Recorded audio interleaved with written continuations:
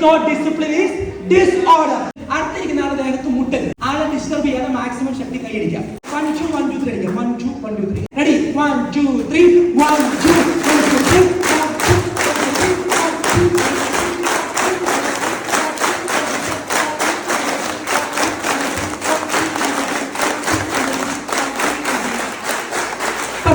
നിങ്ങൾക്ക് ഞാൻ full freedom തന്നിരിക്കുന്നു.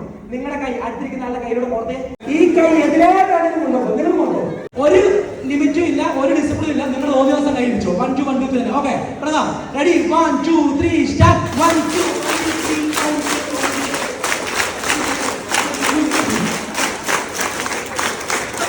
Which one was good? ഏതായിരുന്നു നല്ലത്? ഏതായിരുന്നു? ഡിസിപ്ലിനോട് കൂടി ഫ്രീഡം നൽകിയപ്പോൾ ആ ഫ്രീഡം ആസ്വദിക്കാൻ നല്ല രസമായിരുന്നു അല്ലേ? ആമേ കറക്റ്റ്. ഡിസിപ്ലിൻ മാറ്റിയപ്പോൾ ആ ഫ്രീഡം വൈലേറ്റ് ചെയ്യപ്പെട്ടു, അതൊരു ഡിസോർഡർ ആയി മാറി. Is that clear? Freedom without discipline is disorder. സ്കൂളിൽ അച്ഛൻ ഒരു സിസ്റ്റം കൊണ്ടുവരും, അത് ഇവിടുത്തെ ഡിസിപ്ലിന്റെ ഭാഗമാണ്.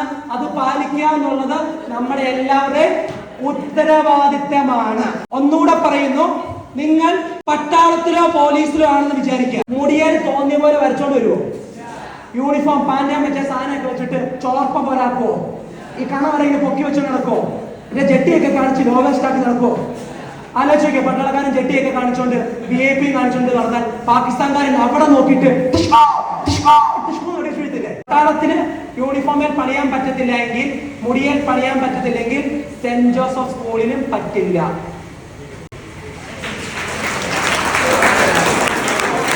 നിങ്ങള് ഈ യൂണിഫോമും ഈ ID കാർഡ് വിട്ടുകൊണ്ട് ഇവിടെ വെളിയിൽ പോയി കാണിക്കുന്ന എന്ത് തോന്നിവാസനം സ്കൂളും ഉത്തരവാദിയാണ്.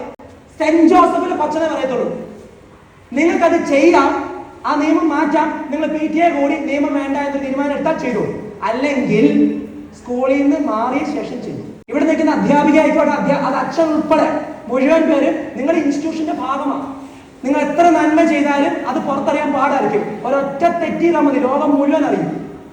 ആ യൂണിഫോം ഇട്ടുകൊണ്ട് ID കാർഡ് ഇട്ടുകൊണ്ട് നമുക്കത് ചെയ്യാൻ അവകാശമില്ല, ചെയ്യാൻ പാടില്ല.